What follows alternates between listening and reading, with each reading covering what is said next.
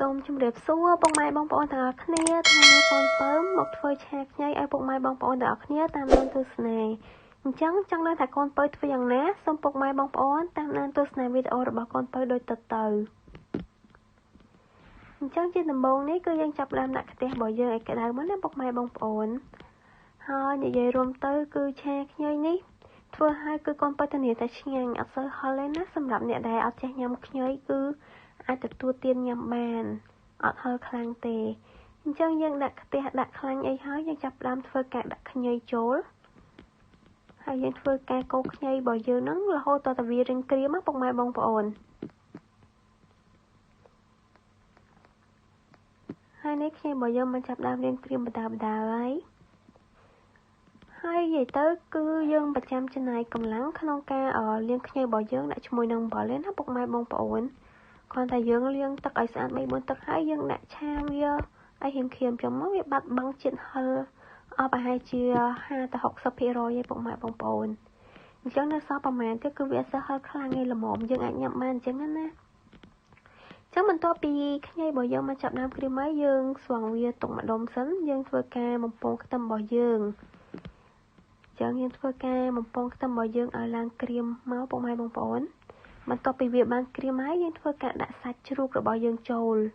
ហើយសាច់ជ្រូកនេះផងដែរមានសាច់សុទ្ធមានស្បែកមានខ្លាញ់អីចឹងមកបានឆ្ងាញ់ណាពុកម៉ែបងប្អូនហើយយើងធ្វើការកូរត្រឡប់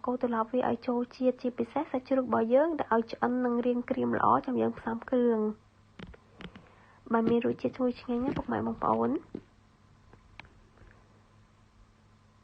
ហើយរបៀបធ្វើបែបនេះគឺកូនពៅធ្វើតាមនៅក្នុងគ្រួសារផាន់កូនពៅបើសិនជាពុកម៉ែបងប្អូនធ្វើខុសពីកូនពៅក៏សូមអធិស្ឋានផងដែរណា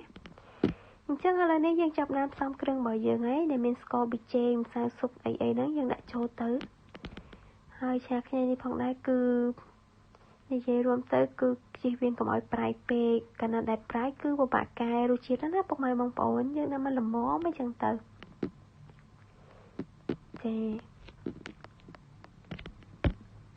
នេះយើងដាក់ទឹកត្រីចូលទៅគឺយើងដាក់មួយចិបពុកម៉ែបងប្អូនកុំដាក់លោពេកគ្រឿងណាព្រោះថាឆានេះមួយគឺយើងដាក់លោបាត់កើតទេសុខចិត្តដាក់ឲ្យស្ទើររសជាតិហើយកែរសជាតិតម្រូវតាមក្រោយទៅពីឆ្ងាញ់ហើយបន្ទាប់ពីសាច់របស់យើងបានចូលជាតិចូលគ្រឿងគ្នាអស់រួចរាល់រីងក្រៀមហើយយើងធ្វើការដាក់ខ្ញីរបស់យើងចូលហើយយើងធ្វើការកូរវាឲ្យសព្វគ្នាល្អចឹងមកណាពុកម៉ែបងប្អូនឃើញអត់ងាយស្រួលសម្រាប់អ្នកចេះធ្វើម្ហូបអាចមើលវីដេអូរបស់កូនពៅបាន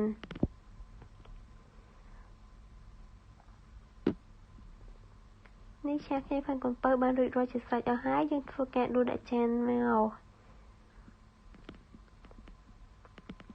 និយាយរួមទៅគឺឆាផាន់កូនពៅគឺអត់មានរីកមើលទៅសស្រាយទេគឺឆ្ងាញ់តែម្ដងពុកម៉ែបងប្អូនធានាហ្មងជាចុងក្រោយក៏សូមអរគុណដល់ពុកម៉ែបងប្អូនដែលបានតាមដានទស្សនាវីដេអូរបស់កូនពៅសូមពុកម៉ែបងប្អូនកុំភ្លេចជួយ Like Subscribe និងដាក់រូបសញ្ញាកណ្ដឹងឲ្យកូនពៅផងណាសូមអរគុណ